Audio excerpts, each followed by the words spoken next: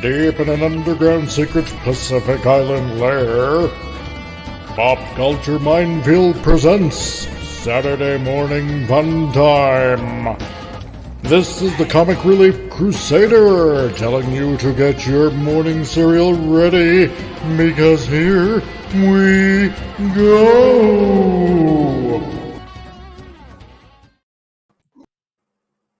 Ma, I'm doing a show.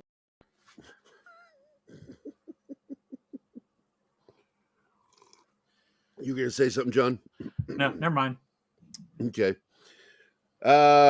Man, went bowling with the guys last night. Keith, Scott, the women, Mel and Dawn. It was fun.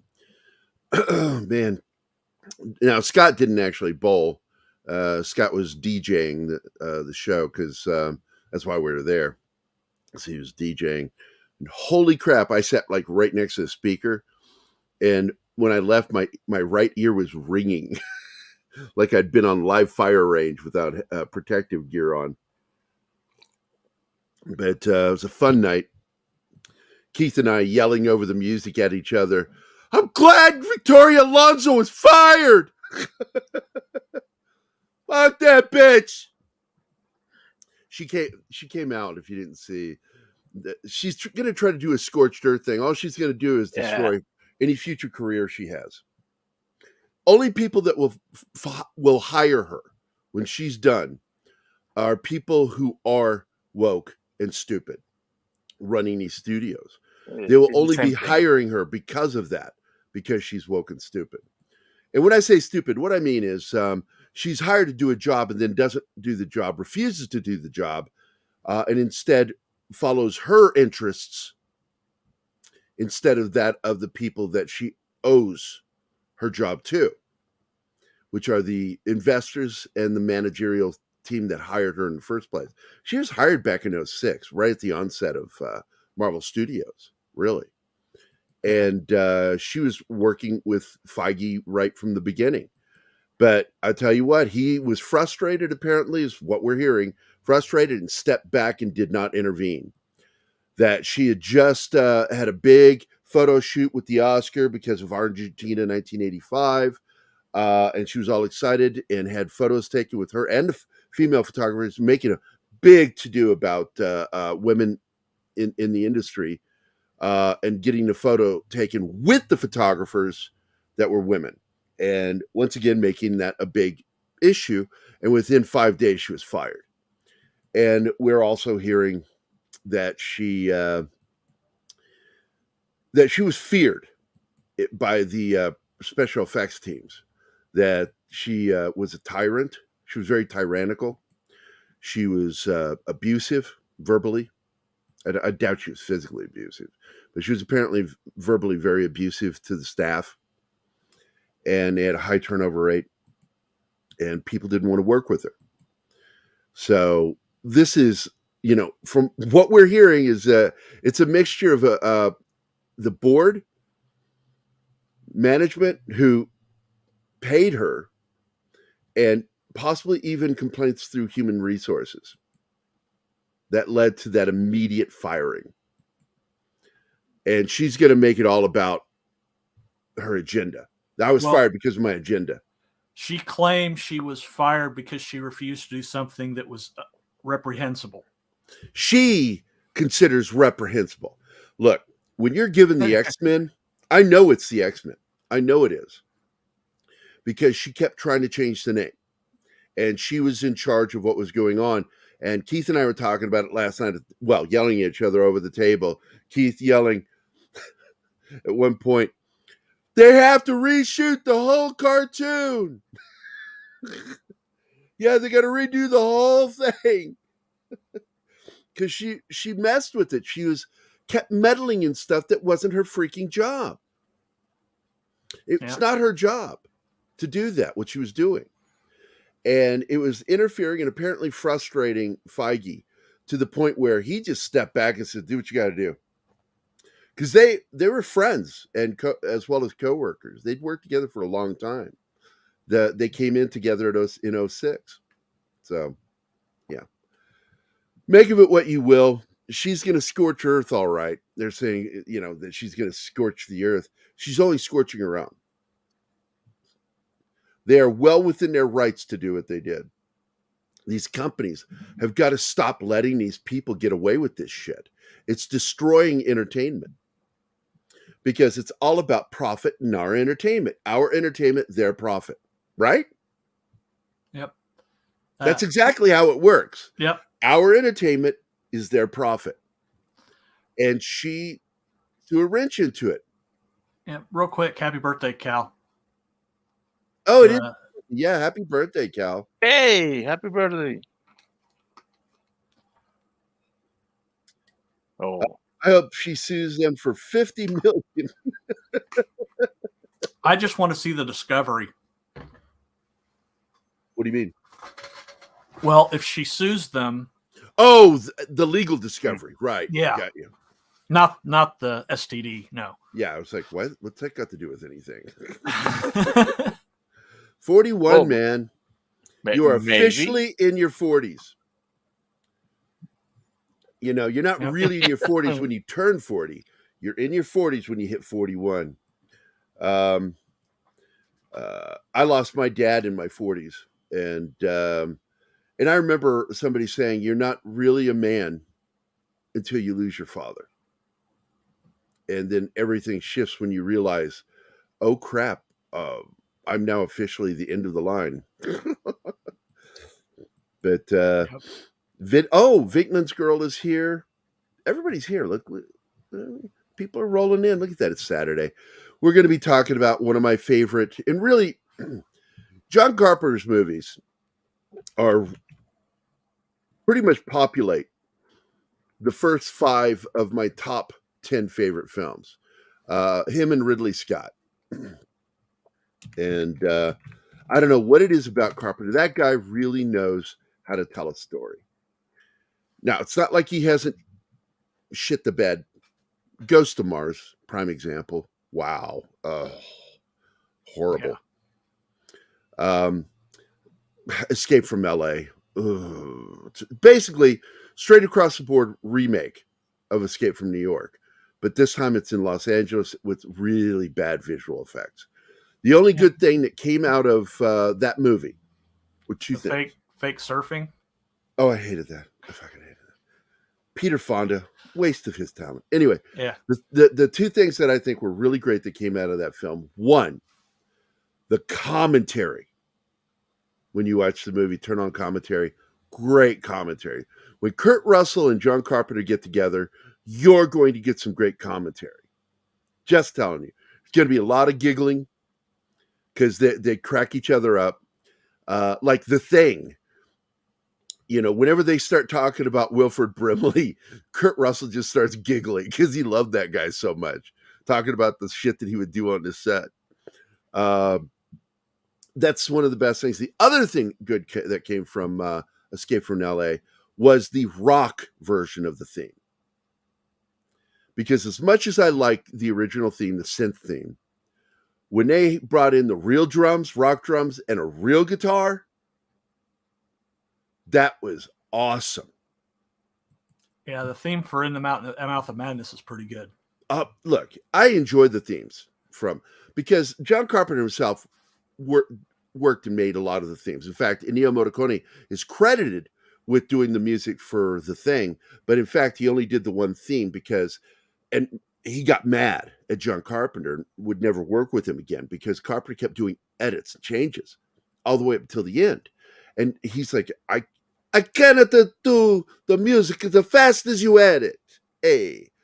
And so in the end, almost 99.9% of the music used in The Thing was John Carpenter.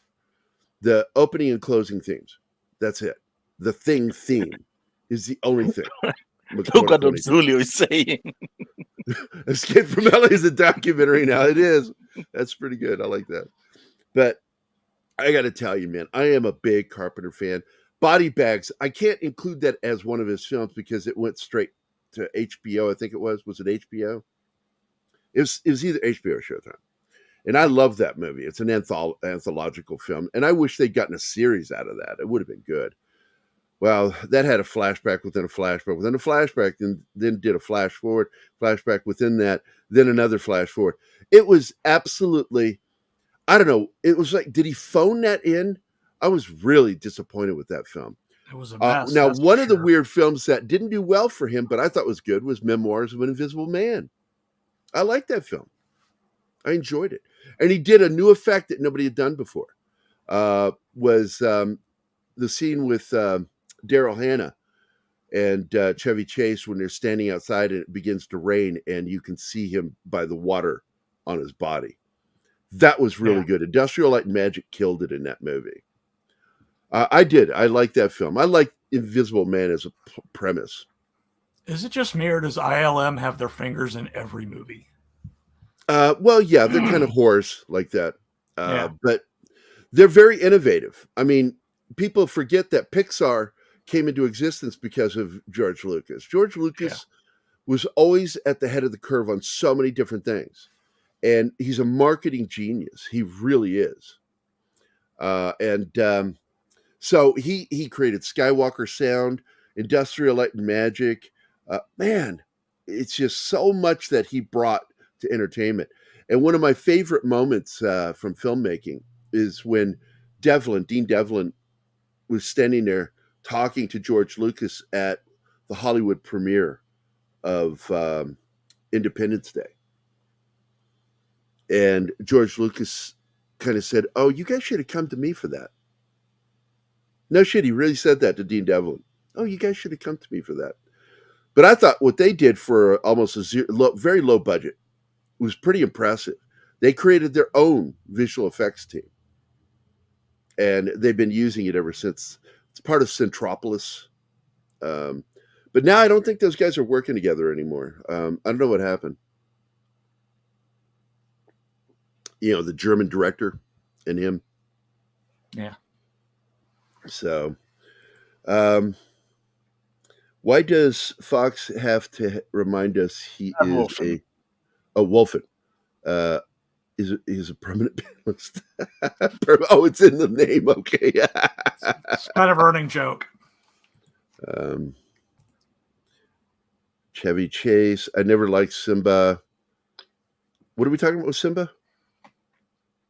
Oh, because Bush said that Simba, if following your premise, that Simba then became a man with scar, killed his dad.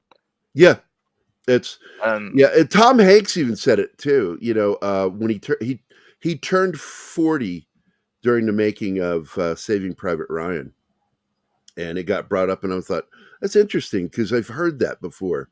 You know, that you don't officially become a man until your father passes, and you're usually in your 40s. Yes, sir. One of my favorite. hey, Carpenter movies. Christian, welcome, man. Hey, Haven't seen you in Christian. a while. I'm a very big fan of this film because it really did something interesting with the whole Lovecraftian horror style. Oh yeah. Which, you know, a lot of people don't realize that The Thing is also a very Lovecraftian horror film. Yeah. The tentacles and all that stuff. As if you've read H.P. Lovecraft, one of the most beautiful things of the horror was it was always indescribable. He wouldn't describe it for you. He would plant it in your head that the horror, that this creature was just indescribable. Because, well, that's keeping that's what they did with Jaws. You know, when the shark didn't work, made it scarier because you didn't see it. It was your imagination.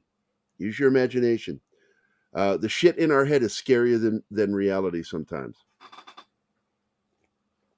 I'm a big fan. We did an episode a few weeks back of my favorite films, and The Thing and Big Trouble were both in there. Yeah. I think it was my top 5 favorite films of all time, and they're all Ridley Scott and John Carpenter. Blade Runner, The Thing, Escape from New York. Number 4 is The Duelist, and number 5 is Big Trouble in Little China. Those are my top 5 favorite films of all time. And Carpenter wins. He has more than Ridley Scott. Yeah. I'm looking forward to that because we had Ryan on, and he's got that movie coming out right here in Springfield. Made that film Eldritch USA. I'm looking forward to that. Very Lovecraftian horror comedy musical. Yes, absolutely. The name Sutter Kane is an H.P. Lovecraft nod. Yeah. And it's such a great film, and I'm going to go ahead and pull it up here. When I did the rewatch this morning, I actually watched all the credits because I wanted to see if I saw any tech people that I recognized. And the end of the credits had something hilarious. Yeah, I have it right on here. Let me put it up. You have what? But and just ignore the logo. I didn't have time to do. I came home and only had minutes to do the rendering. Let me put up a picture, please. Go ahead. Yeah. Look into the red square that I. Human interaction was monitored by the Interplanetary Psychiatric Association. The body count was high and the casualties are heavy. And this is from the movie? Yeah, that's the end credits. It's the end credits of In the Mouth of Madness. Yeah, I saw it this morning. Before. Yeah, I didn't see it before either because I never watched the credits all the way through. I love it when shit like that happens. But here we go, guys. This is my little slideshow for the movie In the Mouth of Madness. There was no time to edit the Military Monday logo off. I had to do this really quickly. I didn't get home until almost 1:00 in the morning from the bowling alley. Nothing? Oh, no, Abdulio, I like that film. I'm a big fan of Color Out of Space. I mean, they tried to do something that was not colors that were not describable, and they used a lot of violet in it, and that was interesting. David Warner, we just lost him a year ago. Yeah. John David Glover. We still have John Glover. Yeah. We still have John Glover. I loved him as Lionel Luthor in Smallville. Yeah, obviously we still have Sam Neill. Thank God. Although he's got cancer. He was diagnosed with what is it called? Non-squamous cancer. I thought it was non-Hodgkin's lymphoma. Not Hodgkin's lymphoma. That was it. Printing of the book covers. Yeah. And Charlton Heston's in this too, isn't he? Yeah. Yeah. Mm-hmm. I love it when the name of the movie is in the movie. In the Mouth of Madness. Oh. It's in the movie. Yep. And didn't you notice the poster for the movies make about the book in the movie? Yeah, it has Sam Neill in it. Yeah, no. It says well, when we'll get there. When you get there, pause it. Well, I'm pausing here because the artwork is specifically designed to look like the wraparound covers to H.P. Lovecraft's last major printing. That had a comic artist, I can't think of his name right now, that did the wraparound covers for the H.P. Lovecraft collection. And they intentionally did the artwork to look like that style. In fact, I wouldn't be surprised to find out that he was the artist they picked to do it, the same artist, because he's still alive. And I love the cover art for these books in the movie. Michael DeLuca, we know that name. Yep. And this is a facility that's been used in films several times. And I love this facility. And I love this opening. This guy is something right out of H.P. Lovecraft, this doctor. Yeah. That actor is so naturally creepy, man. Yeah, Glover. He was so good. One of my favorite roles that he played was as the Ted Turner character in the second Gremlins movie. He owns the tower. Mm. God, he's a brilliant actor. He's so funny. Yes. And he was awesome as Lionel Luthor on Smallville. If you've never seen him as Lionel Luthor, you need to go back and watch that show. That was actually worth the price of admission. Oh, I love him in the Madden House. Sam Neill. And for me, this was really kicked in the balls. He's limping. Yeah. Funny. And John Glover just looks over at him like, "What?"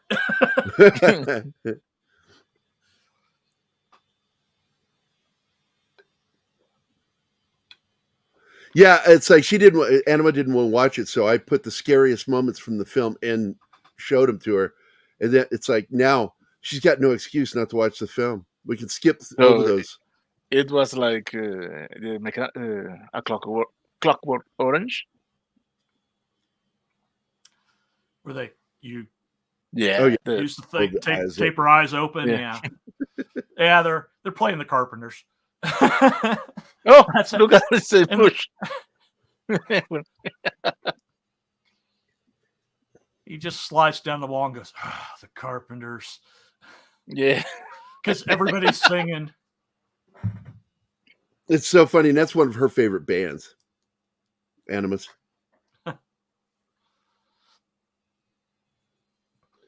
I grew up, because there are songs that they did that I loved as a kid.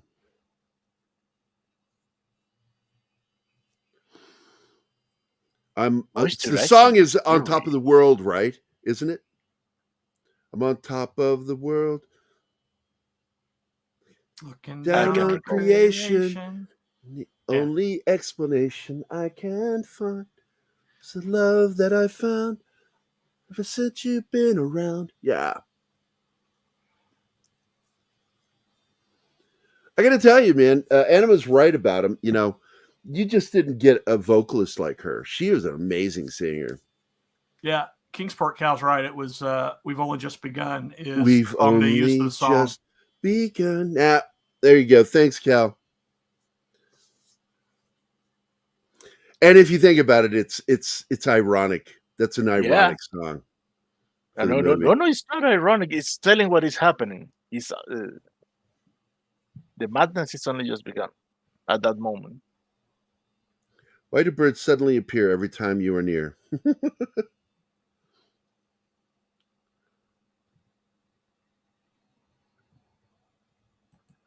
Because you're actually a Disney princess.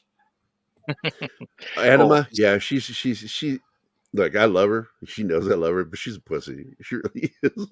This part is awesome because the government agent came here and he deduced that all those scribbles on the walls and on his face are to convince the doctor to not let him out.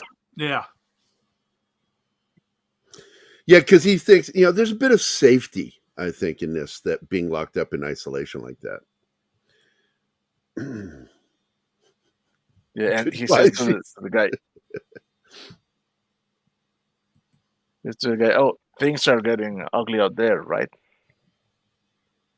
And the other guy, the government guy, never responds to any of his questions. Yeah, he knows what's going on out there now, so he's... Oh, she's mad at you guys for calling her Disney princess. I think was it John or was it Martin? No, I didn't call her a Disney princess. I said, Bernie Casey. I just was saying that song talks about being a Disney princess. I love Bernie Casey, man. We lost him too. The genre of horror I like when it's done well. I dislike it when people call slasher films horror. It's not. It's its own subgenre. And I'm not a big fan of slasher unless it's done intelligently. I like films like this because it's intelligently written. And the scariest shit to me is stuff that no matter what you do, you're boned. You're screwed no matter what you do. That's why it made Alien so scary to me, is that they were really doing everything smart in Alien to deal with this creature, trying to create weapons and to fight it. And no matter what they did, they still got killed one by one. And that to me, it's the thing too. You look at how they tried to handle the thing, trying to do this, be smart about how they did it, and still you die. That's horrifying to me. There's Bernie Casey. Yeah, the bus going by in the background. Yeah, we're telling the advertisement for the book. Yeah. Well, that is the first rule of good storytelling, Christian. Show, don't tell. And you can see in the back the guy came out with the eyes, the crazy goat eyes, and the big fucking axe. See, I don't like goats. Okay, I don't like goat eyes. They freak me out. There's something wrong with those eyes. And he's got the goat eyes staring at him through the glass. This is crazy. Do you read Sutter Kane?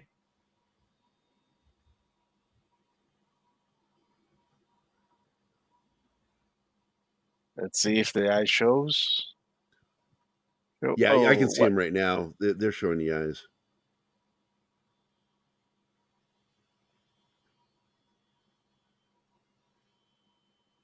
That's it. We're fucked face. The police shoot the hell out of the guy with the axe. Yeah. Yeah, absolutely. I like the movie 1408. It's a good film. Yes. As much of a shitheel as John Cusack is, I still like his movies. There we go. Cthulhu. I love this kind of shit, man. Yeah, that H.P. Lovecraft. Cthulhu-esque eldritch monster. Yeah. There's Heston. Oh, man. I wish that guy could have lived to 1 billion. I loved Heston. Yep. Sam Neill can get some really funny expressions. Look at that face there he's making. By the way, the character of Sam Neill reminds me so much of you, Gary, because he's somewhat sardonic. Yeah, the thing he says and the little shits he does to Sykes. Sykes? No. Well, to the girl. When she's asleep. Sykes. Linda Sykes is the character's name. Linda Sykes. And but I got to tell you, man, Julie Carmen has 2 great horror films under her belt at the point of making this film now. And this film in particular, but she was also the sister of Jerry Dandridge in Fright Night 2. Right. Oh, yeah. And she is just an awesome, sexy actor, just awesome. And she is so good at playing nice, but she's really good when she plays bad. She's just one of those actors that does really well with vampy roles. And I'm saying vampy not just because she played a vampire. Yeah. But she's very good at playing vampy. Sam Neill, I've always been a fan of Sam Neill since I saw that movie, the Ocean movie, where Nicole Kidman and here out on a boat and what was that movie called? Damn it! This comment is just for you, Gary. Hold on. I'm trying to find this movie. Hey, Kilichao. Good to see you. Dead Calm, with Billy Zane as the psycho. Yeah. Okay, now what one did you want me to see? Here on screen. Oh, Heston? Yeah. No, Wanda Sykes up in here. Oh, fuck you, Cal. Cal, I beg you, he's laughing at you right now. I know he is. Man, I cannot stand her. I cannot stand her at all. I've never been able to stand. I can't stand her voice.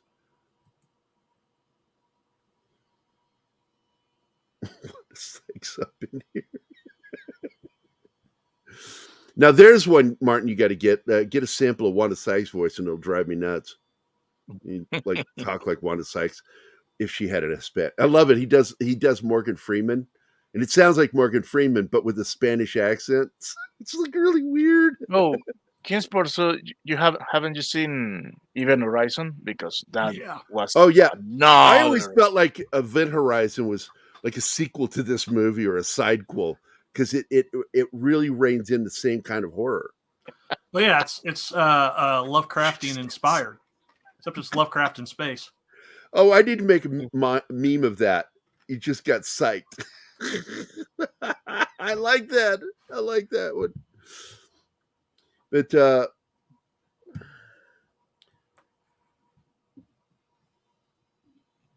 I'm telling you, man, this may not be the best horror movie, but it's my favorite. And my number two is Event Horizon. Yeah, I'm partial to they're both in craftsman my stories.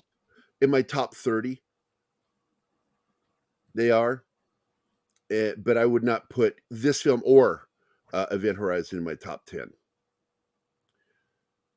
Now, if you were to give me ask me to make a list of favorite horror films, it would make the top 10, both of them. Yeah.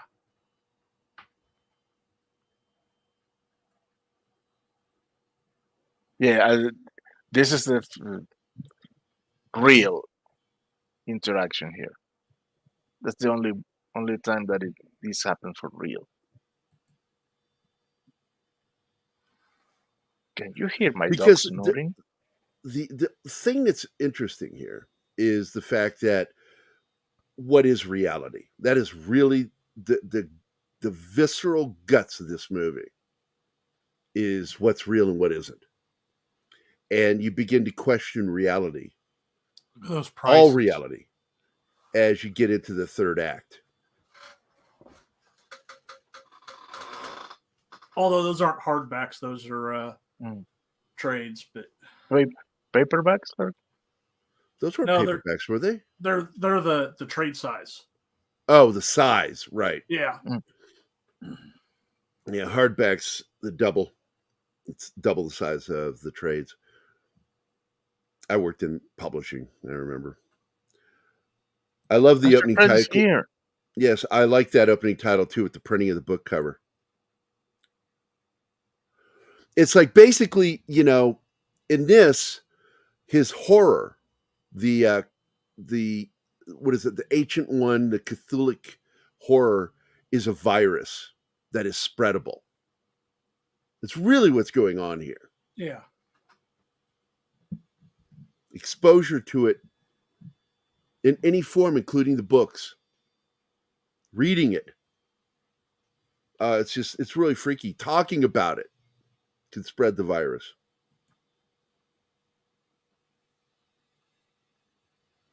No, I agree with you, Vinkman's girl. I do. Oh, Dragon Ruse, let me tell you a story. I went to see the Boggy Creek movie with one of my best friends growing up. And we're in the Will Rogers Theater in Charleston. And he went to Illinois with my dad and me on a trip to go visit my grandmother.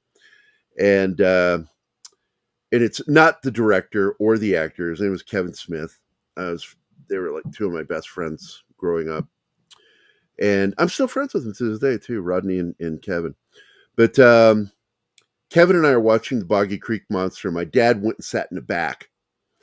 And right when we get to one of the scariest moments in the movie, my dad had quietly walked up behind us to ask us if we wanted anything from the what do you call it, concession stand. He came up, and right at that moment, he grabbed our shoulders. And we actually screamed and jumped in the movie theater. And everybody laughed. They thought that was hilarious. My dad was a dick. I know they make fun of, but I got to tell you, I own the Boggy Creek movie. I like that film. I'm a big fan of the Boggy Creek Monster. But yeah, it's gotten poked fun at on MST3K, other places. It's fun to riff. I've riffed a lot of good movies. I mean, Anima, when we watch movies together, I'll every once in a while, I'll riff it while we're watching it. And it's a good movie, but I'm riffing it. I introduced her to a movie last night, by the way, guys, before I went bowling. She watched I Love You, Man with Paul Rudd and I just forgot his name. He's in that TV show Shrinked and How I Met Your Mother. Sudeikis? Jason Segel. Oh, Jason Thank you. Segel. Jason Segel. And she loved that movie. She really enjoyed that flick. I told her, I said, yeah, I like the fact that it flipped the romantic comedy on its head by, instead of being about a boy and a girl or a girl and a boy, it's about two guys becoming bros. It's just so freaking awesome. You had me at hello. They even have that moment in the film. You had me at hello. It's not the actual line, but it's that same moment at the end. I love that shit. Yeah, not seagull. It's there's no A in it. It's Seagull, like in George Seagull. And what do you guys think? Because I felt that she is a character that was created specifically for Sam Neill. Yeah, it is revealed. Yeah, she's written out of the book at the end of the movie. So Yeah, she was only there as a device to move his character forward. And I love that Deus Ex Machina is actually part of the storytelling. That he's constantly being manipulated. That's the part that reminds me of you. Oh, the horns. I can see you doing that to Anima. No, we lost George Segal over a year ago. And that's one of the reasons why I stopped watching the Gold Wars. When he died, I wasn't interested. That plus they fired the dad, and I'm like, that's it, I'm done. That show's crap, and the people running it are crap. Well, it's the last season anyway, which I don't know why they went to the. Supposedly, it's a Me Too thing, but it was. He got Me Too because his humor was too edgy. Stand-up comedian. He's a stand-up comic. Yeah.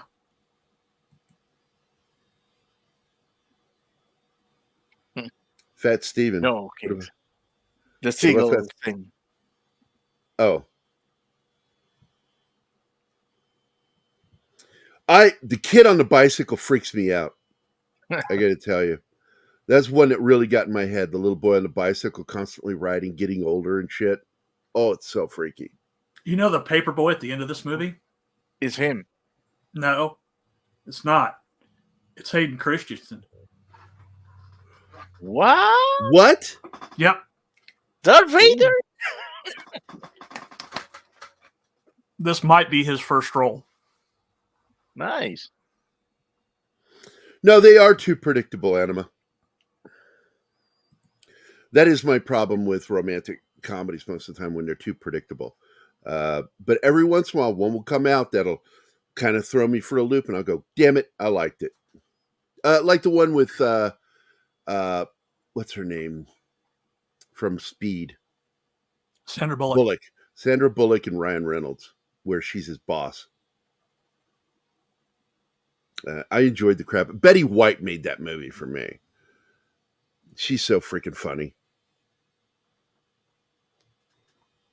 And I like the marketing for the film because she just kept shitting on Ryan Reynolds in all the promos, talking about what an idiot he was and stuff. It was all part of the game. I thought it was hilarious. She would just sit there and just mess with him. He would get all funny with her, and then she'd get funny right back with him. She was a sharp lady, man, all the way to the end. Yep. Shame we lost her just shy of her 100th birthday. Older than sliced bread, man. Literally, yeah. She was. Yeah. She was born a year before the first commercial sliced bread, which I think was Wonder. I think Wonder was the first one. It's back when they wrapped it in wax paper.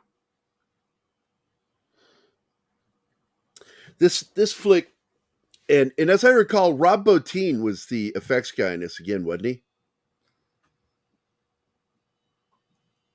I wouldn't know. No, that I don't recall that name. I'm going to look it up real quick. There were a couple of effects guys listed. Depends on what, there was like the makeup effects and there was the visual ILM effects guys. of the film were done by Industrial Light and Magic. Yeah. And the practical effects, including creature prosthetic and animatronics, were done by K&B Effects Group. Yeah, see, I didn't see anybody I was familiar with. Oh, Greg Nicotero from Walking Dead fame. Oh, okay. Oh, this is awesome. Oh, let me tell you something, Bush. A lot of gay men love them. Rom-coms. I would say close to about 75% of my gay friends love rom-coms. Gay men friends. They love rom-coms. It's not just women. Oh man, those bridges. I'd never like those bridges. I don't like going through them. They freak me out. Don't know why. Is it the thumping of the wooden boards? It's the enclosed area. Because like last night I was watching a video show because Ivy was here and they were watching a little show about it was about the range of colors. And they had this French Canadian host. She was at a pool park or a water park, and they went through one of those long snaking tunnel slides. I'd never go in one. I will never go in one. I don't like them. And it's something associated with claustrophobia. I do believe it is. I don't like them. I avoid them. Don't like them because I feel like I'm going to get trapped. The kids are creepy as F in this movie. This whole town is. Well, if you had as many MRIs as I have, you're definitely not claustrophobic. Yeah, I had one MRI and I had an anxiety attack when it happened. And that was when I knew I was claustrophobic. And the only thing that got me through that was they told me not to move, but I moved so I could turn my head because my daughter was with me that day. And I turned and I looked at her, and being able to see her kept me calm.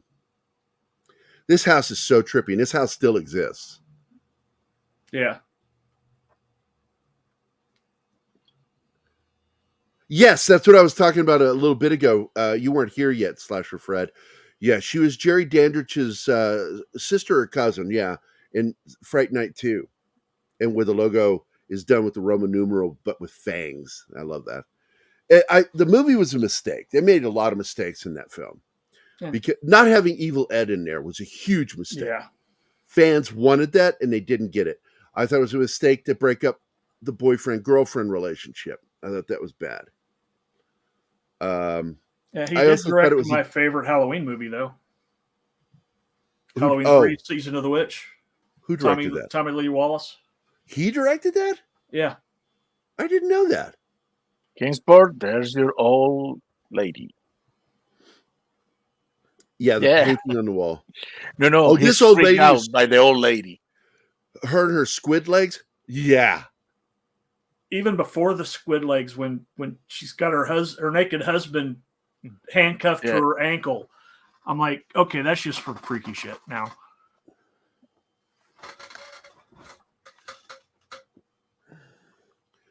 Yeah, this entire movie is I'm going to use the word. It's a mind fuck. The whole movie. Yeah, that's the point.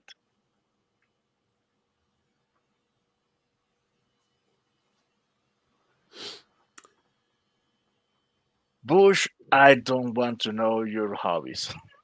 Yeah. No. That's too much information from Bush McFadden for me. Look at that church. I love that Greek Orthodoxy look to it. The hell, Bush?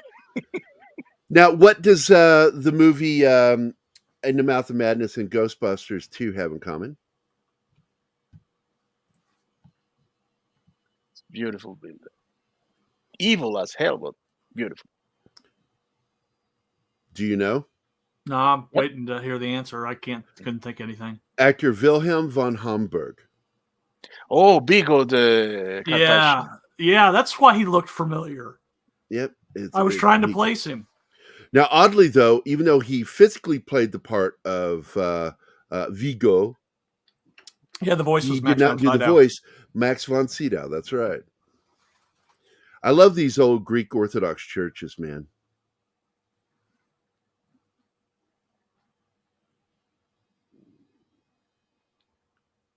Oh man, that would freak me out if somebody did that to me too.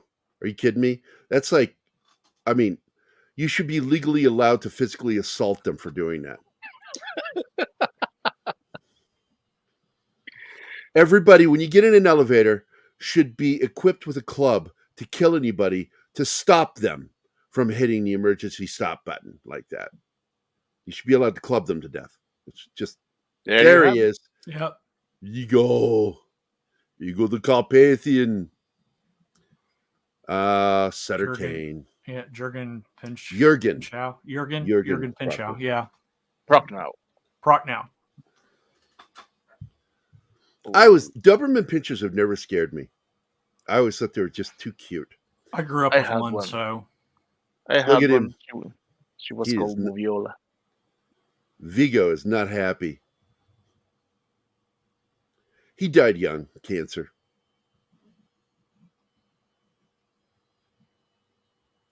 Furnished the presidential inn at Andrews Air Force Base.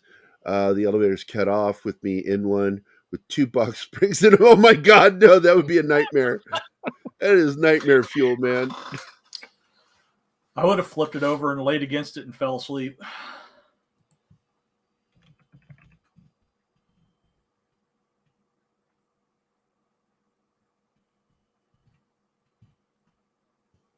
Oh. What do we have here? Oh, they're having just another fight related to what is reality. Because he's accusing her. Oh no! This is when she admits it was a hoax at first, but nothing of this was on the original hoax. So she knows that this is real. This is happening for real. George Buck Flower he is one of those actors that's done a lot with Carpenter, and he's in the scene with Bernie Casey and I just forgot his name, the star. Sam Neill. He's in a lot of stuff, man.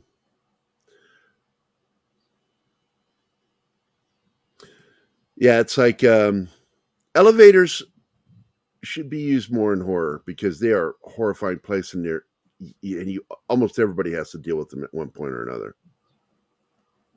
Really, I don't fear them. I don't like them. I've been stuck in them. That is so creepy, that painting. Oh yeah.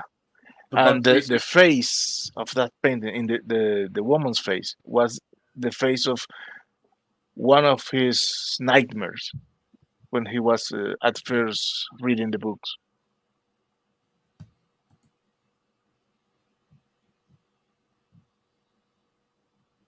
Freaking painting change every time they in every scene. The painting is different.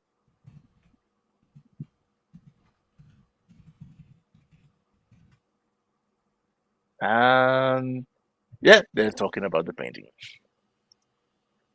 because the here is one of the, I think, the only discrepancies between what is happening and what is in the books, because Sykes tells him that in the books the old lady made the painting, and she tells him that no, she has nothing to do with and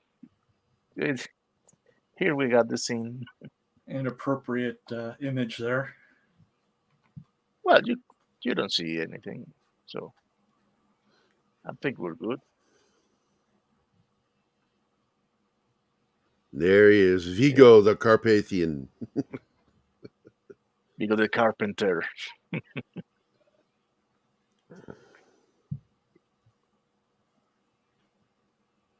Then here is when we begin to know that all of them are real. They exist, but only because they are written to exist. So the thing is, oh well, let's wait to the moment that Sutter Kane explains. So Hi, we're the evil children. We're here to take your soul. yeah, You're my mommy. We are the tormentors. yes, Absolutely. Christian. Yes. Especially the part that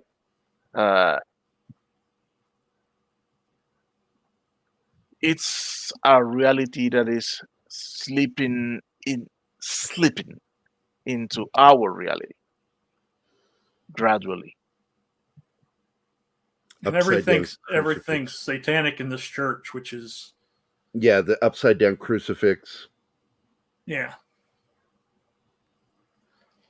Which definitely does not match the exterior. Mm-hmm. Now the church still stands. It's in Toronto, and like I said, I love Greek Orthodox churches. They'll use Turkish designs to classic Greek designs with domes, and this is one of the prettiest ones. And it is, I don't think that it's functioning anymore. It's protected though. You're not allowed to go onto the property, but it's in the middle of like subdivisions and stuff. I don't know how they filmed the movie and blocked out all those the houses around it, because there are houses everywhere. It's in a community. ILM. Maybe they. I don't know how they did it, because I don't think they use visual effects for that. Rotoscoping. Oh, we have 5 minutes. Hey, Sax, welcome. Hey, Kyle's here. Hey, buddy. Yeah, the name is taken. Well, it comes from in the Mountains of Madness. Yeah.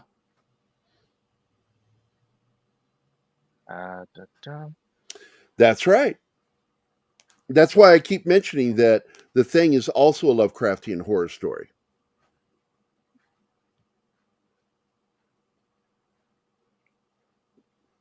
And I do believe that Carpenter is one of the few directors that has been able to visually capture H.P. Lovecraftian horror. It's so hard to do, because that other one that you talked about, the Color Out of Space with Nick Cage, I thought it was a really good film. I liked how they were able to depict something that when you read the original text was described as indescribable. The colors. We have a breach by Sax. A breach? Here, I'm going to pause on the dog. Let's do it. Hold on. Before we do the dog, we're going to do this video. Before we do the fart. Ma, I'm doing a show. There you go. Now, is Monkey Jeebus here? Not yet. Oh, well.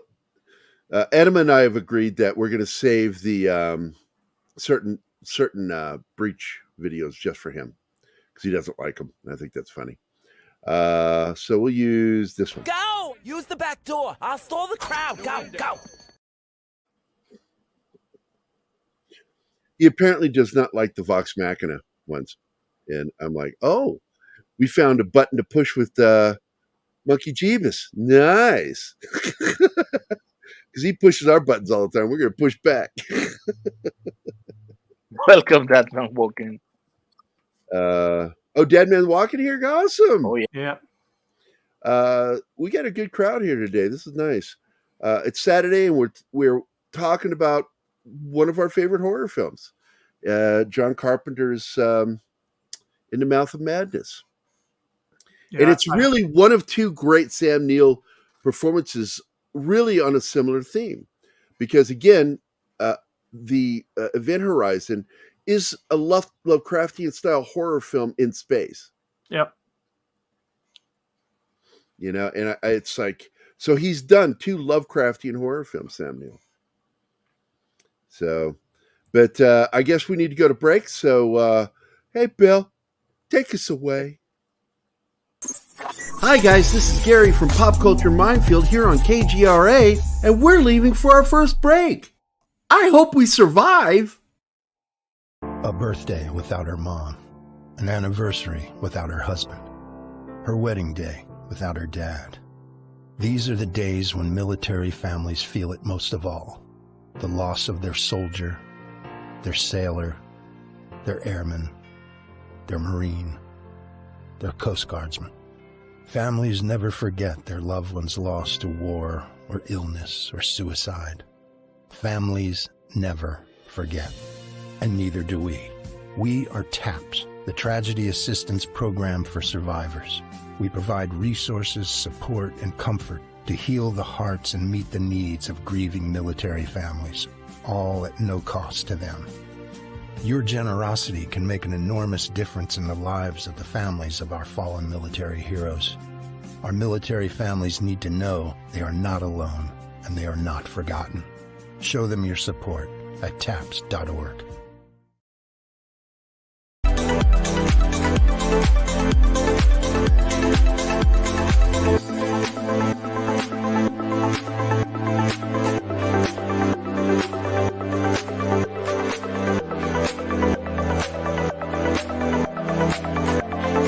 Are we alone in the universe? The most important question facing humanity is on the verge of being settled once and for all. Mutual UFO Network has been at the forefront of this journey for nearly 50 years. Our members worldwide are dedicated to the research, documentation, and awareness that will shape the future of humanity. Won't you join us?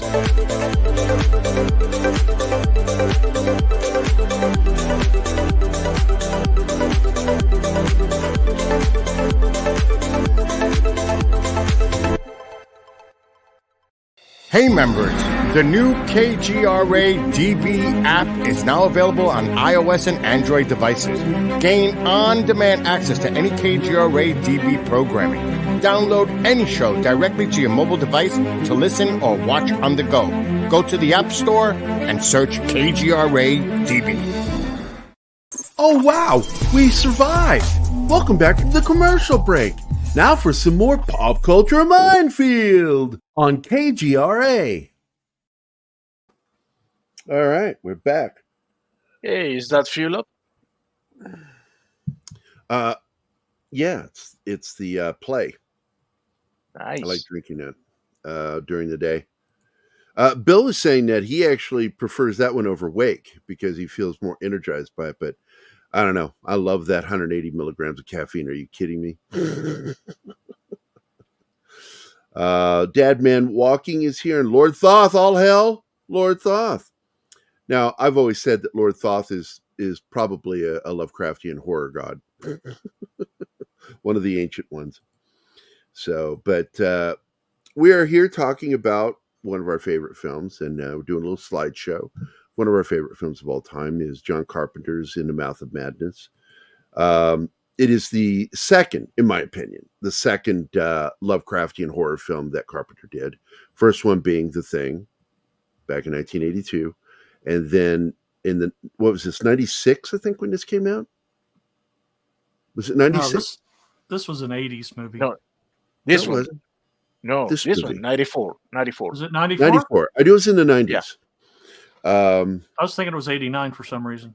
No, No, I remember linearly because of where I was and what I was doing at the time when the movie came out. And I remembered that I was still in the military when this movie came out. And 3 years later came out Even Horizon in 97. Yeah, Prince of Darkness. I don't think that's a Lovecraftian horror film. It's more biblical, but it is part of his apocalyptic horror trilogy. But Madness, yeah, it is definitely 90s. Maybe Prince of Darkness was 89. Yep. That was a very good film. I like that film a lot. I mean, once again, he did a film with Donald Pleasance in it because he liked that. He had his retinue, just like, he's a big fan of John Ford as a director, not as a person. And so he followed very much in his footsteps of how to do things. And he created his what do you call it, retinue, his regular posse of actors Yeah. that he liked to work with. And he worked a lot with Rob Bottin. Rob Bottin was an effects guy that used him multiple times in his movies. But definitely Prince of Darkness is part of that apocalyptic series that he did. And because The Thing is also included in that, as is this movie.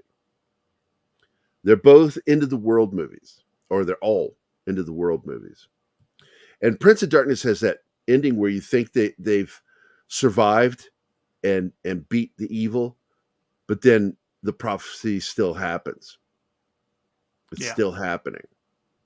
So, yeah, I get you on that. That events in your life are markers for periods of time. I get it. Like I remember films based off of before I was in the Army, who I was with, and after I was in the Army.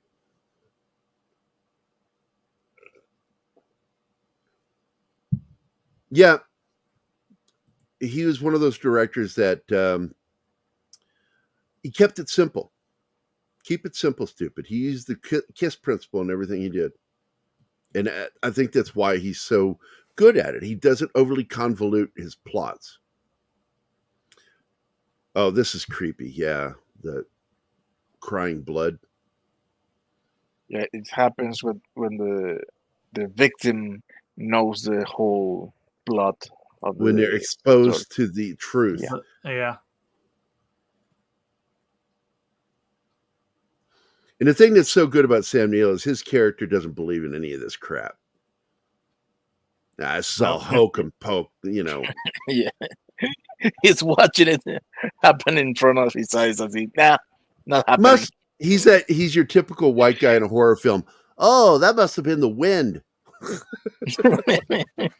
Well, unfortunately, Sam Neill's about to F around and find out. Yep.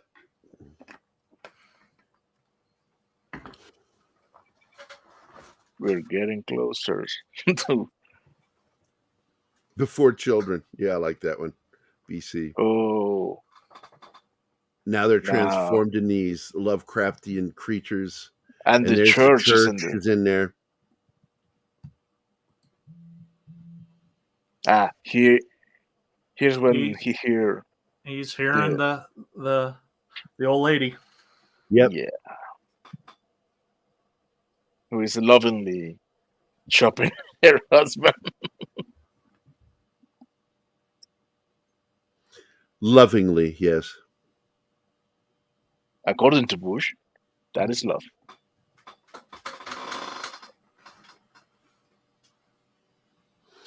No, I get it, dude. Movies are like that. They're like songs because you can actually listen to a song and be taken back to a moment in your life. It's fascinating. It can also bring back the feelings that you had when you watched it or listened to it. Oh, yeah, this after scene, yep. Bush and Kingsford share the same aversion to the old lady.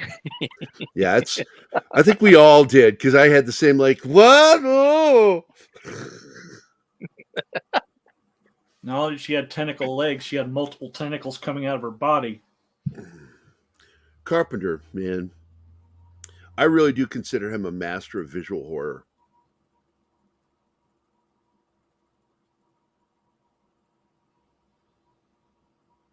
Oh, here's when he faces the mob. Yep. Now, see, I just would have ran him over, but that's just me. Yeah, I mean, they're waiting for him with mullets and hags and machetes. Go through them. Yeah, the next time, if I took off and I ended up in the same street, I'm just going to keep going. Oh, there's Vigo in the background. Yep. He's about to blow his brains out. Yep, he's about to blow his head off. About to Cobain himself.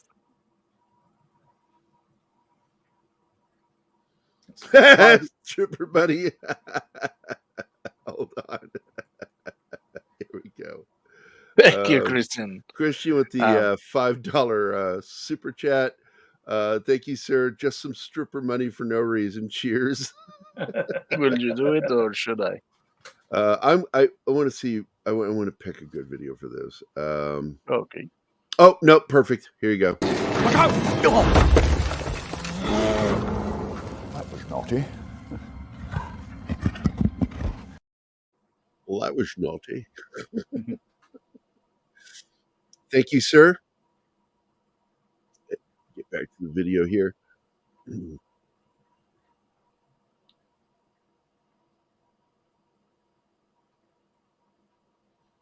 Yeah, I've always, referred to only one author of being a true heir to Lovecraftian horror, which was Clive Barker. Yep. Yes. Clive Barker wrote on the same psychological level as H.P. Lovecraft. People go, well, Stephen King. And I'm like, no. Here's how it goes. Lovecraft was a poet of horror. He was just something else. And then you have Dinar Kuntz, who I believe to be a true author of horror. And then you have a really good writer named Stephen King. And that's all I've always considered King as a good writer. I don't think he's really good. Might be a bit of a stretch. No, Yeah, I can tell you it. He's hit The and book miss. It and Pet Sematary both absolutely. Actually, the entirety of the book Pet Sematary is good. I really love that book. It, on the other hand, is one of those ones where you got to close it at the last chapter and make up your own ending because terrible ending. And the whole prepubescent sex thing was weird. His fixation with sex is weird with kids. Just weird. Here we go. He's now old. Yeah. Again. This shit was freaking me out. So that was Hayden Christensen. No. Not this that kid. one. The paperboy At the end of the movie. Little blonde kid. The little blonde kid is Hayden. That's trippy. I didn't know that. Yeah, look at that expression. Sam Neill has some great physical That is the reaction. expression of the poster of the movie. He has got great expressive talent. I've always loved Sam Neill for that. His physical reaction to things. Speaking of Clive Barker, did you play the video game Clive Barker's Undying? I didn't. You should. No. Only horror games I remember playing in my life. One was a PC game that H.R. Giger had designed about going through a mirror. And I can't remember the name of that game. It was an early PC game. I loved playing Resident Evil. And I'm trying to think, was there anything else? I played I think the first Silent Hill game. Yeah. And that was it. I like horror movies and horror novels. I wasn't really getting into the horror games. I also don't like breaking my controllers because of a jump scare. and it did happen. I broke 2 controllers playing horror games. When in Resident Evil, when a dog came through a fucking window, the controller flew out of my hand. Broke into throw it at the TV.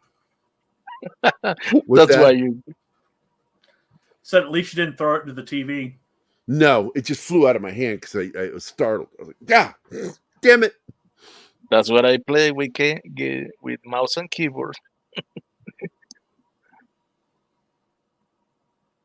He's in a confessional. Yeah.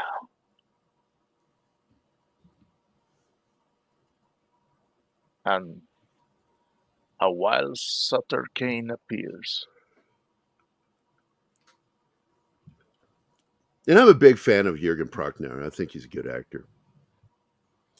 He was in that one movie with Demi Moore where he plays Jesus. And it's the apocalypse. And it's a good film. Here it is.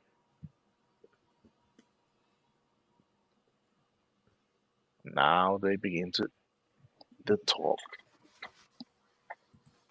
Yeah, this is where it begins to explain to him that he's basically the end game for Sutter Kane's Everything. plan. Yeah, he needs to deliver the book to the publisher so everybody can go mad. And yes, that was the game that that H.R. Giger did the design for. Dark Seed. That was it. That was a creepy game. It was an RPG.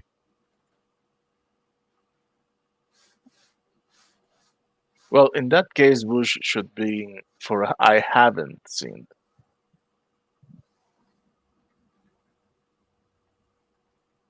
Oh yes, King or Seventh Seal sign.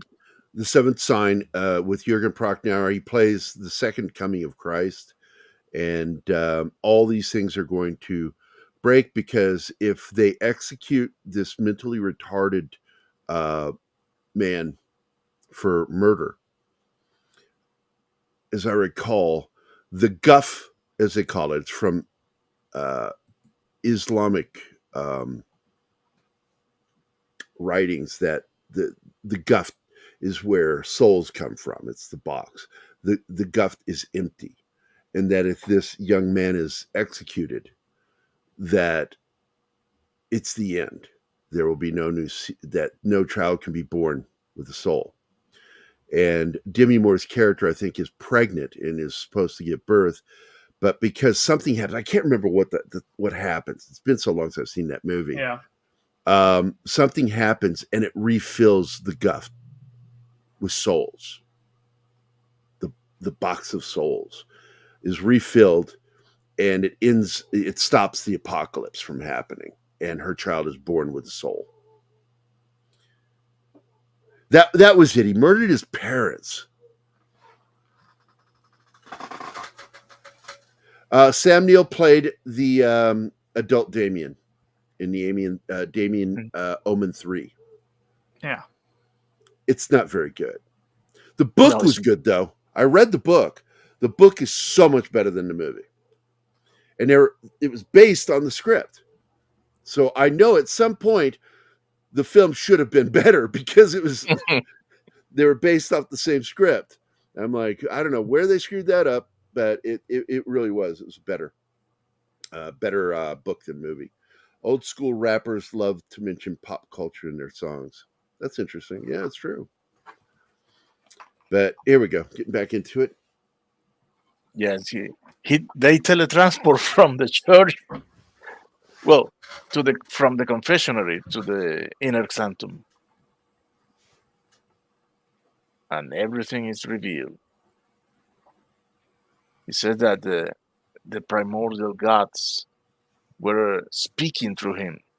He was just a conduit, and the more people read these stories, the foothold in our plane grew stronger, so they could cross and finally come here.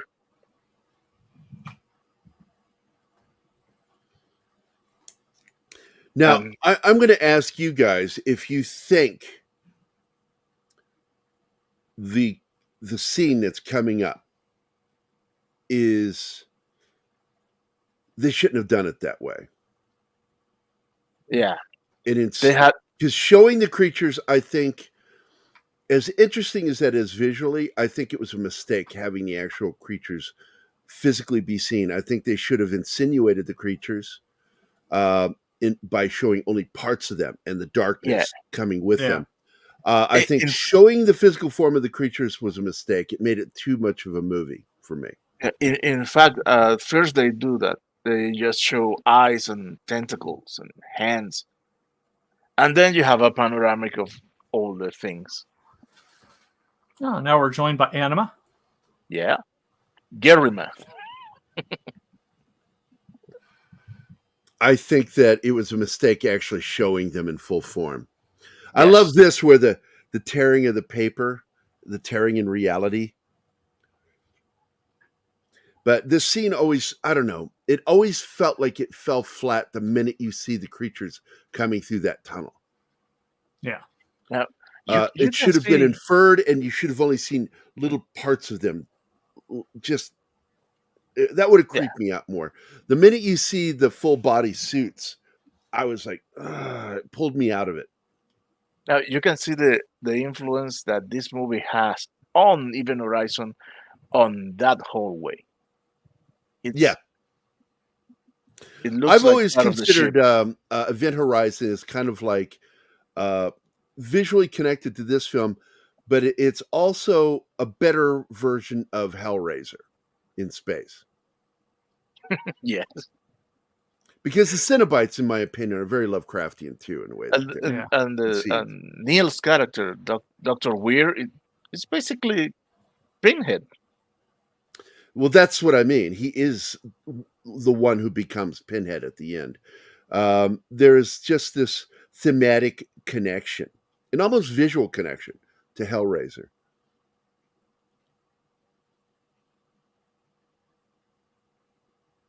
Oh, wait. Have we had the bus scene yet? No. No, we're about to. Oh, my God. The bus scene is so freaky. For me, that scene is the scene. That's him. Holy shit, that is him. Hey, I'm going to be Anakin Skywalker. Nobody cares, kid. Oh, man. Go deliver your papers.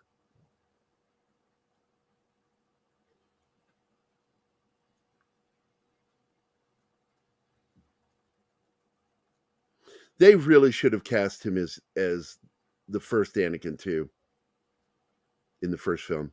I think it was a bad idea having him play from the second and third. They should have had the same actor for all three. It was dumb.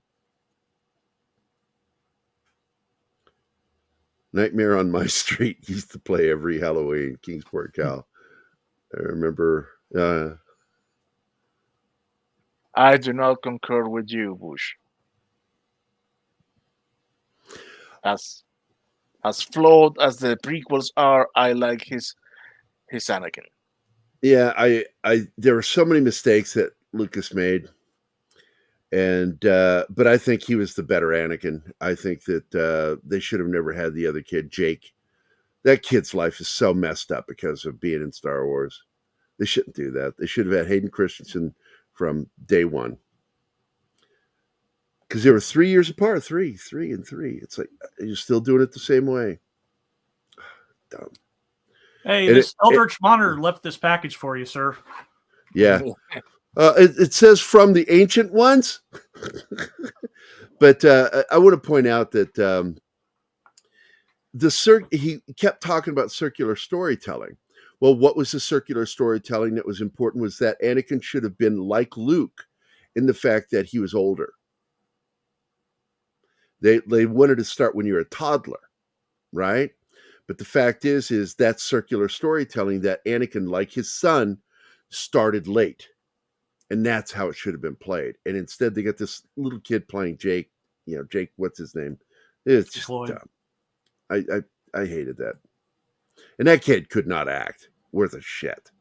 He was terrible.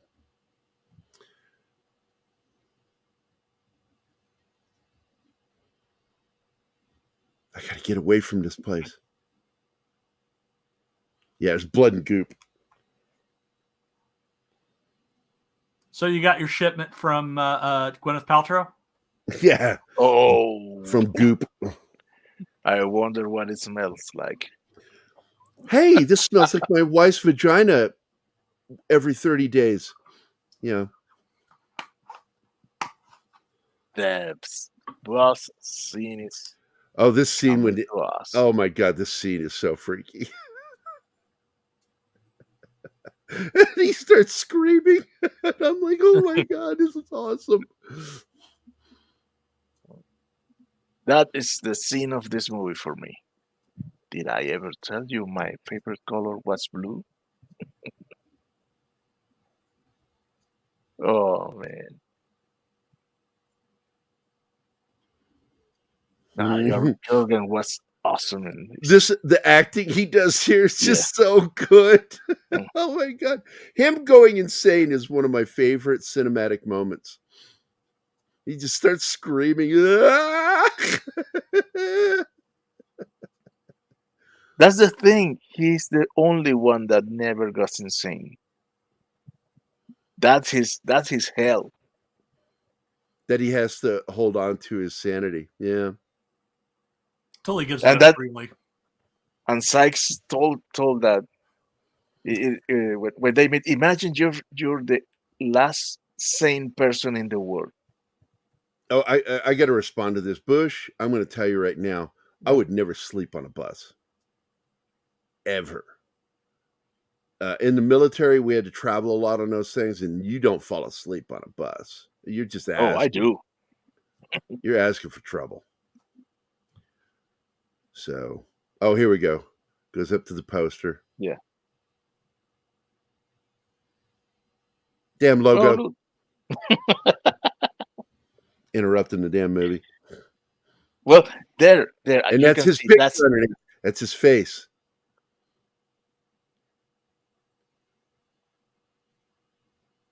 And here's relating his story. Yep. And the other guy says, well, none of that happened. You went alone. In fact, you gave me the books months ago. Yeah. It's in stores since 2 months. The guy is what? It's like, and then he finds out the movie comes out next month. Mm.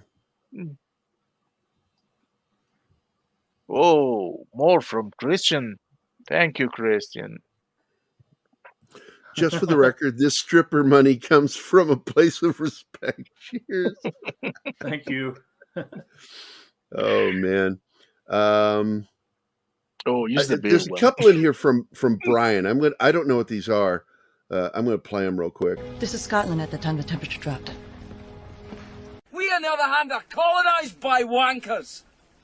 The trouble with Scotland is that it's full of Scots.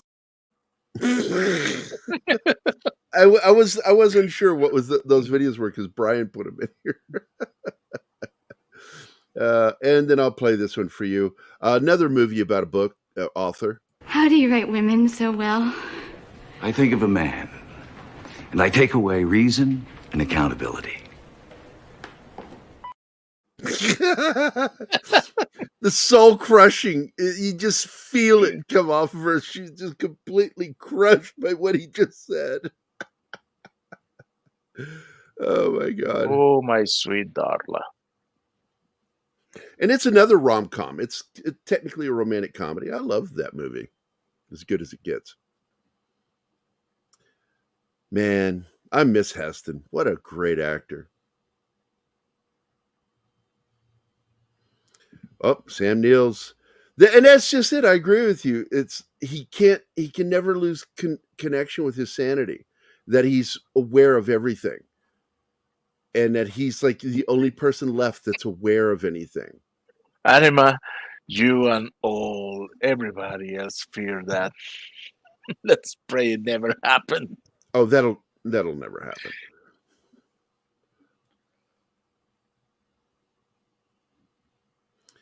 Sam Neill's face. I love that. On the cover. Well, he's sane, but he just gave up. He just, what the hell? Let's go with the madness. I'm trapped in hell. Oh, geez. Simple effects. Doesn't cost a lot of money. Very effective with the eyes and the blood.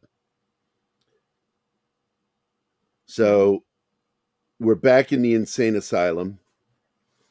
And David Warner's hearing the story. I love how he's drawn crosses everywhere, including the cross of the Templars. He says, I will come back for you and I will take you out of here. I said, nope. Nope. I'm fine, thank you.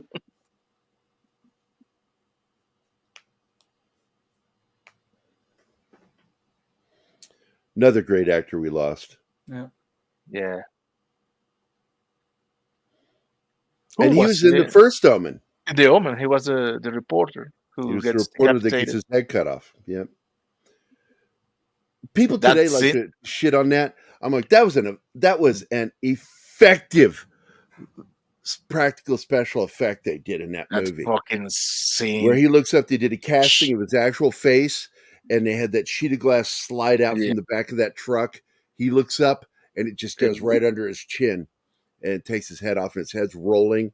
Oh my God, that scene! Oh, that shook me at the moment, man. You don't it did have too. any Did me idea. too. It scared the hell out of me. I'm like, oh my God, I liked him. He was a good actor. David Warner, good actor. He's also Stark. Historically, he is the best actor to take on the role of in Christmas Carol, Bob Scrooge or Bob Cratchit. Bob Cratchit, best Bob Cratchit in the history of cinema, right there. Even better than Gary Oldman. Yeah, damn. He is the best Bob Cratchit in the history of any of the adaptations. And he was on Babylon 5 too. And he's also with the best actor to play Scrooge, George C. Scott. Yeah. That is, in my opinion, the single best adaptation of A Christmas Carol.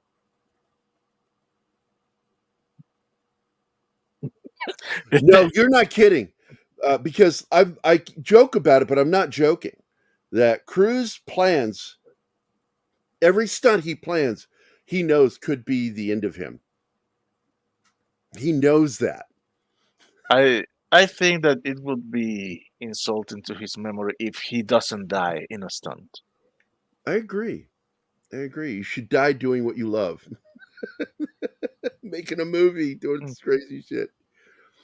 Keanu is smart enough to avoid that. Cruise, oh God, the door is open and he just comes walking out and nobody's there. Open but ripped and covered in blood. He said, "Oh shit, went real last night." And look, there's copies of the book all over the place. As he goes walking, watch. See?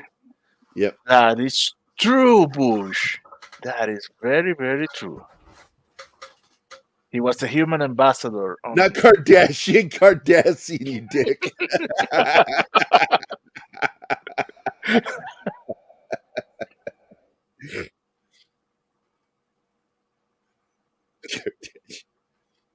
Well, you know, Jackie Chan was one of those guys that we thought would probably have that happen. He got really smart towards the end and stopped doing stunts. I love that building. It's so fascinating. Yes. Do you know what building is that? It's a water. It has something to do with power and water, as I recall, right? That shot is beautiful. Oh, I love this movie theater too. It's been used in films before. There, pause it. Look, John Trent, Linda Stiles. Yes. Yeah, it's got everybody. The name of everybody. Their characters' names. Written by Michael DeLuca, just like the. And it's made by New Line Cinema. A John Carpenter film. John Carpenter directed it in the movie. That's great.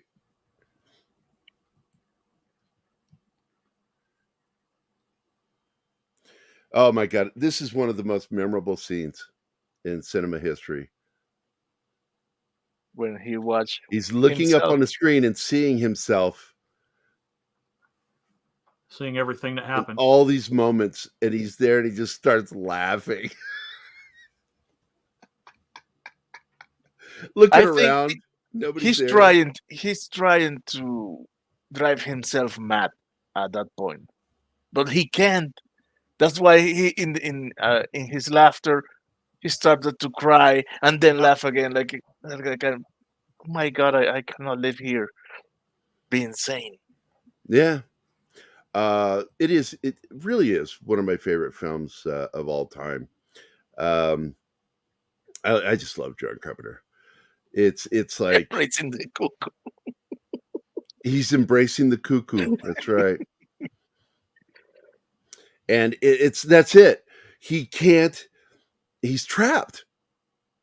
That's his hell. He's trapped. Being aware of it. and not being able to lose the awareness.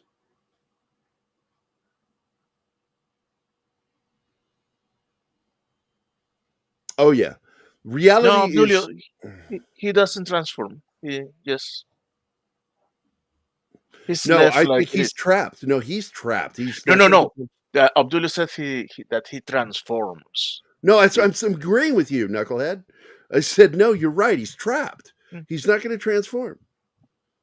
He's trapped in that reality of being Hey, aware. Clay. Yeah. Welcome. Now that would be a nifty thought.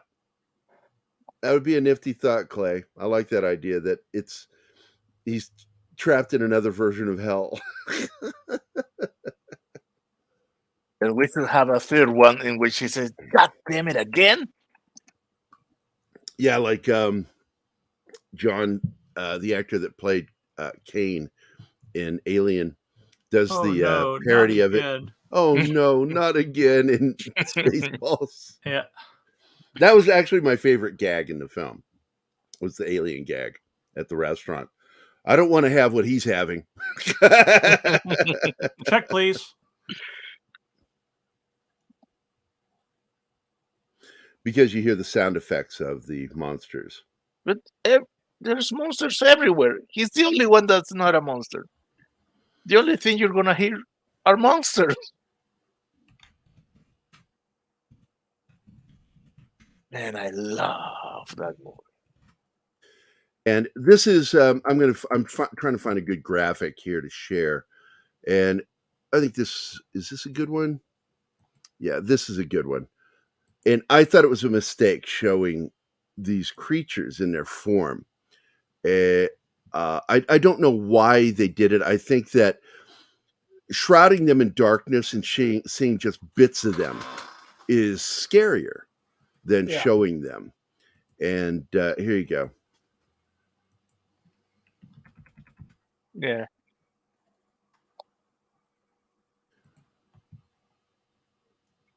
As I said, in the first second of that scene, that's how they should have kept it.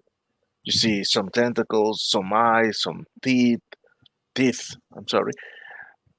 And then they There's made another it one. panoramic. You just see too much of the creatures.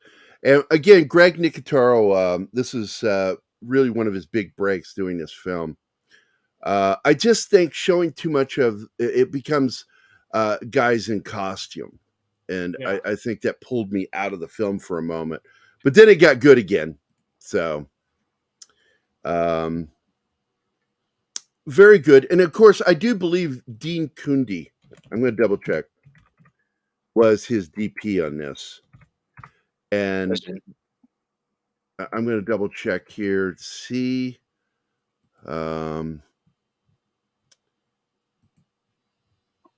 Because I just think that Carpenter and he did some great cinema together. I don't see it. Dean Kundi in the Mouth of Madness. Because did he do that film? I don't think he did. Oh. Let's see, who was the DP?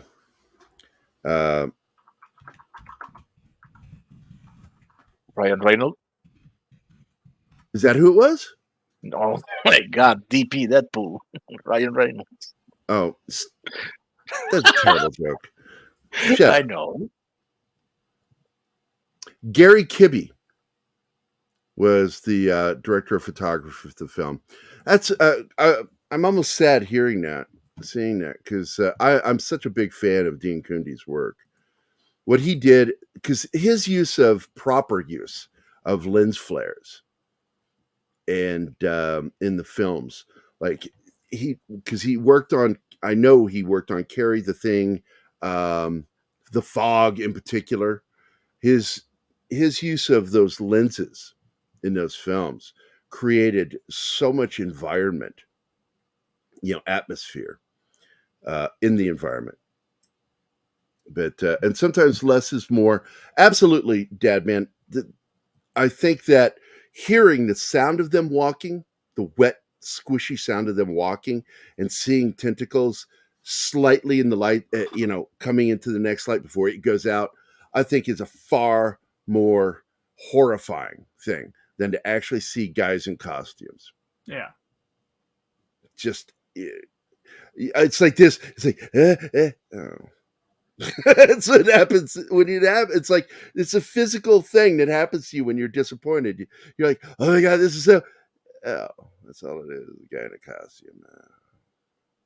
The monsters on the monsters wall in the hall aren't the gods. They are the servants of them, the deep one, the Starspawn, Shoggoth, among others. Yeah, of course. But again, still, my argument stands, which is less is more.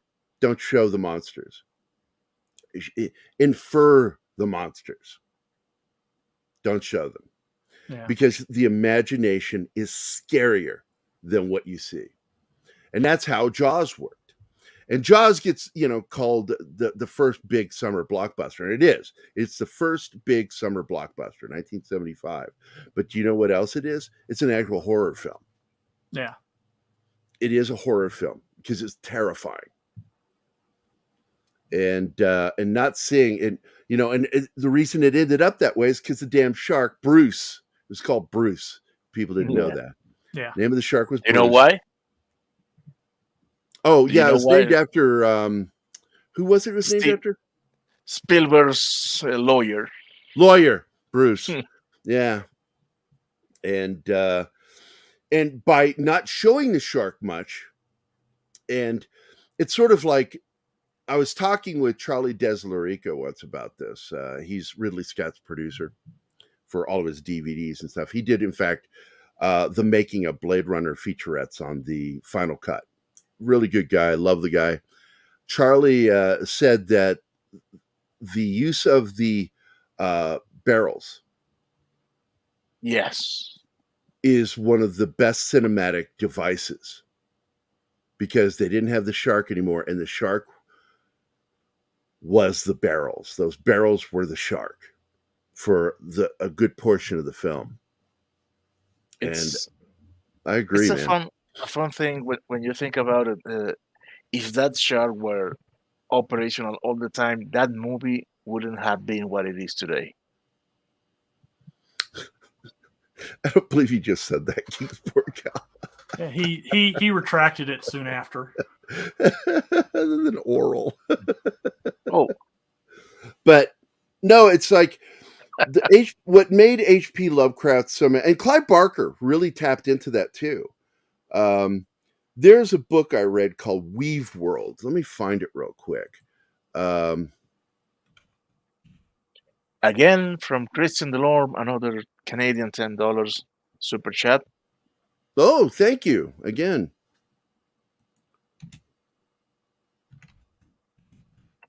So, are you gonna do the video? Okay. Yeah. I'm doing research. Trying to find something. Oh, research. Trust the science. Yeah, I don't have anybody else that does the research for me. I have to do it. What we've got here is failure to communicate. Which not only the video, but it reflects the fact that Gary is doing all the research. Well, thank you very much, Christian Delorme. Thank you, sir. And yes, I am glad I'm feeling healthy. So I'm trying to find the cover art because this book freaked me the hell out when I read it. It was Clive Barker's departure from straight up horror to writing fantasy. And my God, it scared the shit out of me. There is one scene in this thing that gave me nightmares. And I was an adult reading this book. And the name of the book again is called Weave World. And here it is right here. This was the cover I had for the book I read. It's about a tapestry that when you look into the tapestry, you can be pulled into a different world that's depicted in the tapestry. And it has these three witches that are right out of Shakespeare's Macbeth, that the way he wrote those characters gave me freaking nightmares. In one particular scene, I think it was near what would be the third act of the story. And it just, his description in it, I closed that book that night and I'm like, why did I read that? Why did I read that before going to bed? Why did I read that? I'm like, oh my God, it gave me nightmares. I had nightmares from the damn book. And I'm like, oh, fuck you, Clive Barker. Because right before bed's the best time to read horror. Oh, I learned a lesson not to do that shit anymore. But I'm like that, though. When I used to read fiction, I stopped reading fiction in the 90s. It's like 97, 98. I stopped reading fiction and just stuck to reading biographies and history books. It's very rare you'll find me reading fiction because I want to educate, I want to learn, and being entertained by books just lost its luster for me.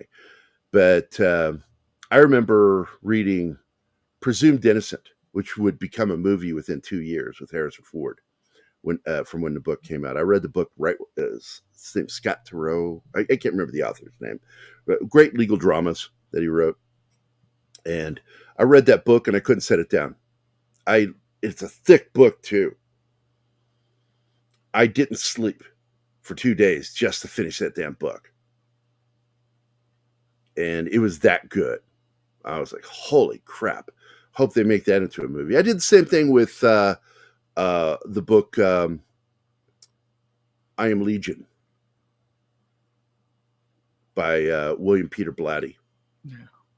It was the true sequel to The Exorcist.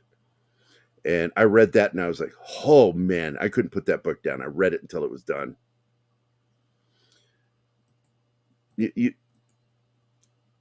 I love a good novel on a rainy day.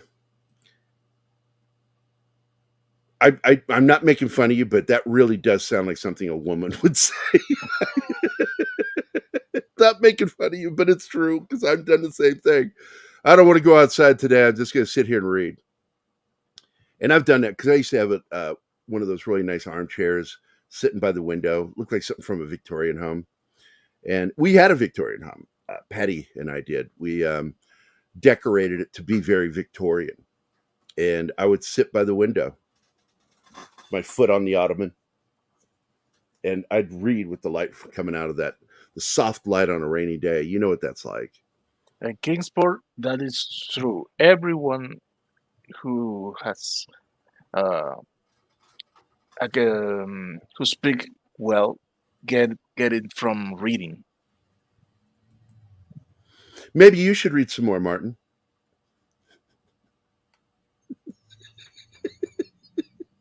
And he leaves.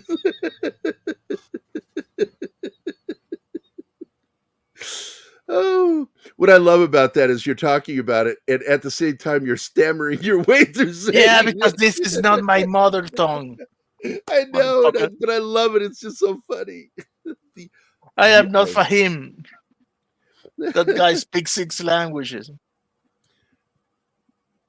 I like books when you are forced to spend time alone by yourself. Well, the fact is, I like being by myself, but I get what you're talking about because he's talking about in jail. Yeah. And it can take you out of the moment. You live it in your head. You're living what's going on in the book in your head. And you can take that back with you, and you can not even have the book in front of you, and you can revisit those scenes, and I love that about books. But I also love that in film. And there's a period right around 1970 to 1997 to 1999. Because I don't remember the exact moment where I just stopped reading and relied that kind of entertainment solely on television and film. That if I'm going to pick up books, I want to consume information. And books were for learning for me. And at that point, I stopped wanting to be entertained by books. And I do believe it was before Zoe was born. So I think it was 97 or 98. Because when Zoe was born, my library was mostly military books and history books and biographies.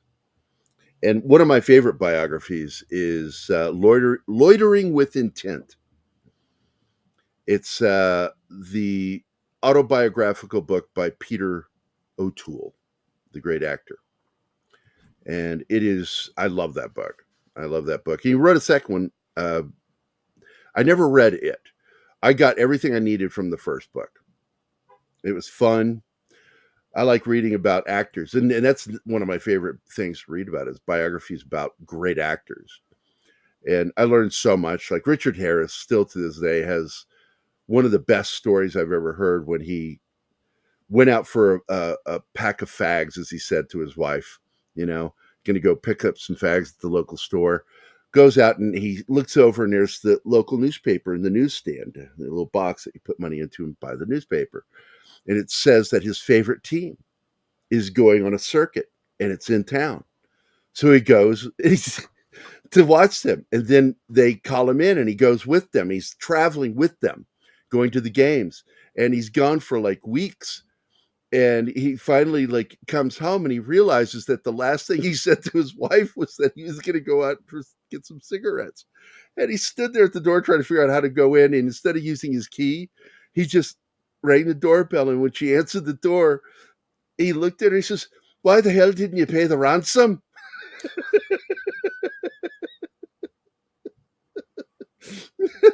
And she let him in. He disappeared for weeks. I was a voracious reader all through school. I was too.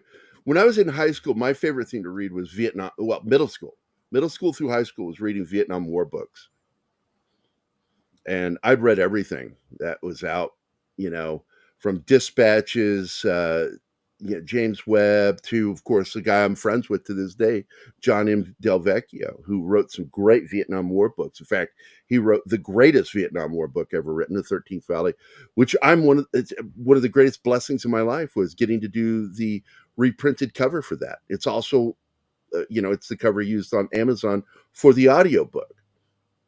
They paid me for that right.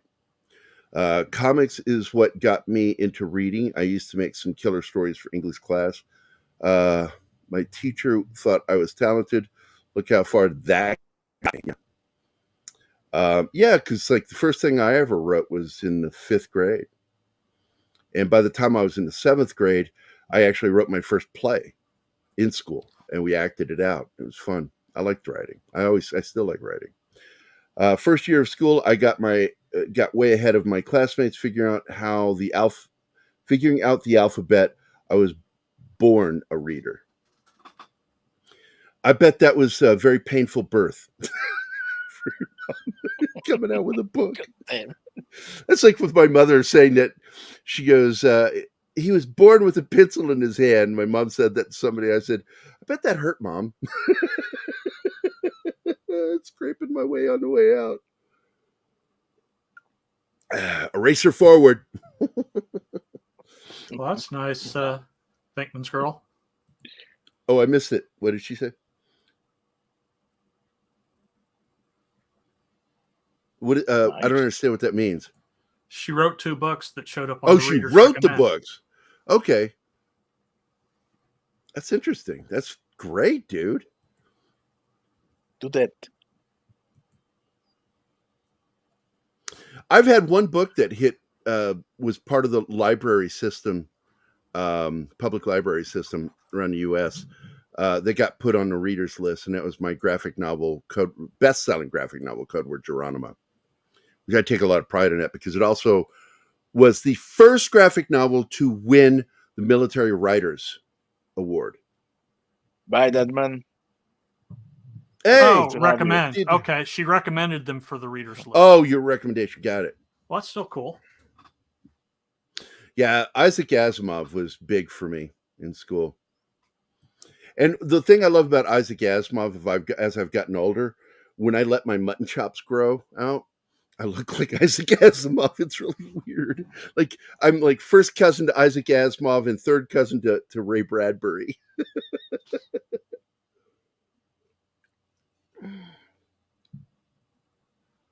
Is Bush leaving? Dadman's leaving.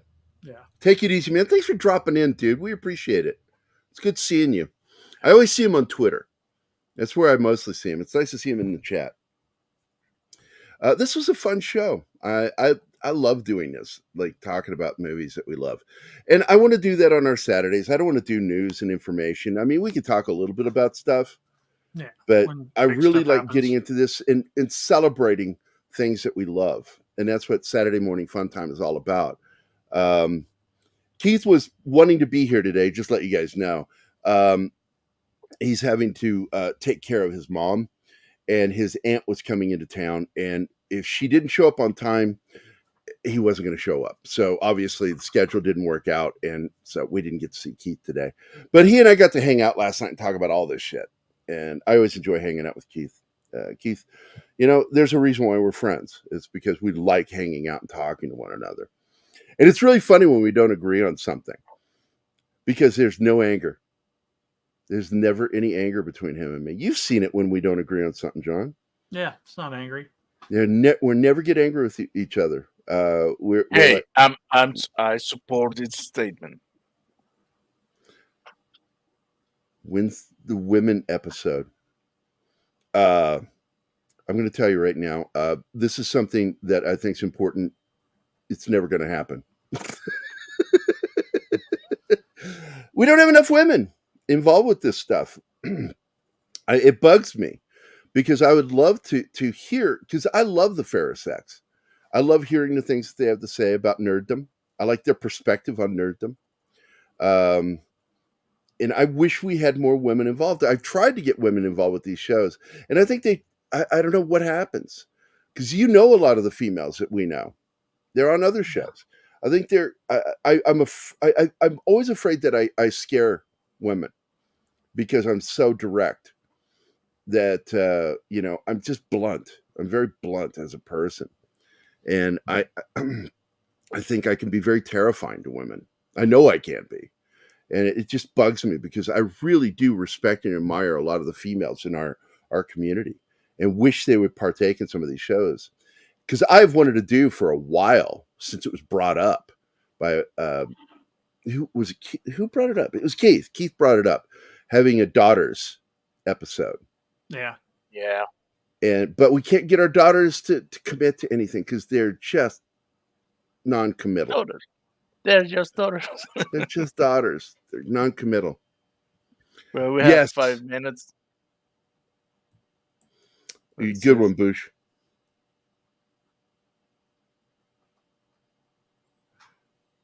Well, I like your sense of humor, Anima, most of the time. There are moments when you don't get like my jokes or things that I find funny. And then you say, well, it's not funny because it's just stupid. And then I go, that's when you really come across as just a girl. I'm like, oh, that's right. You're not a dude. You're a girl. That's why you don't find it funny. But I know that in some of my own comedy, when I wrote that scene with Ultra Rob, when he got the rotten food in that Tupperware container shoved into his face, when I wrote that scene with Mac, and I gave that script to Ultra Rob's girlfriend to read when it was done, and she blew mimosa out her nose while reading that scene, I knew that I could make women laugh again. And it was a good comedy. Some fart jokes are funny. Absolutely. Absolutely funny. Not all. That was a lot of echo. What the freak did you fart in to get that sound? That's scary. But I want to. How much time we got? We got 5 minutes. 3 minutes. No, we got 2 minutes. 2 minutes. 2 minutes. So I'm going to go ahead and I'm going to do my thank yous. I want to thank Penny for being here today. It's always good to see Penny. Anima Confucio, love of my life. Andy Morrow was here. Jacob, the critic. I'm going to tell you something. Andy Morrow messages. Andy, stop messaging me so damn much. I swear to God, he distracts me from shit all the time. I'm like, I hear boop, and the alert. Now I'll look over and I should be doing something, but I turn to look at, and he just says, it'll boop, boop, boop. Just a bunch of messages coming in at once. And I'm like looking at stuff when I should be working. Jacob, the critic, who's a good friend of John's and mine in real life. Abdulio, Alex Moore, Dragon Ruse, King's Port Cal, Boosh McFadden, the Peter Vickman fan site, Grandmaster UV, Christian Delorme, who's absolutely throwing money at us today like a hot stripper, like an 18-year-old stripper. Keely Chow, he was here today. It was good to see you, man. Slasher Fred, always good to see him, man. I like Slasher Fred. He's got a good love for horror and a lot of knowledge. Zach's, our good friend Kyle, was here. Dadman Walking. Lord Thoth, all hail Lord Thoth. E. Clay Thomason. And that's it. That was everybody that showed up. But we had a good audience, a lot of viewers. We still have 13 people watching while I'm bantering on about who watched the show. I like that. I vow to someday have a javelin again. I don't know what that even means, Martin. What does that even mean? AMC car. He liked his 72 AMC Javelin for some reason. Because there are moments where I think you're a normal human being, and then you say things like that. I love that car, man. It was my must. You know what I missed? Ever. I missed the Vega. I had to left it in Venezuela. That hurt. I love that Vega car. was the car that was, God, it was a piece of shit. Aluminum parts in its engine. Who does that? Why would you put aluminum parts in an engine that heats up? That's clearly going to cause problems down the line. The Vega. Well, we appreciate it, Cal. Really do. Yeah.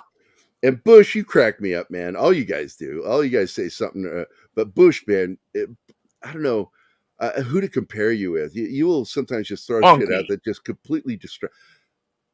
Well, that's why it was really funny because, like, behind the scenes, those two were talking one day, and I just stopped talking and I said, "This is what it's like to watch an AI talk to another AI, listening to Monkey and Bush talk to each other."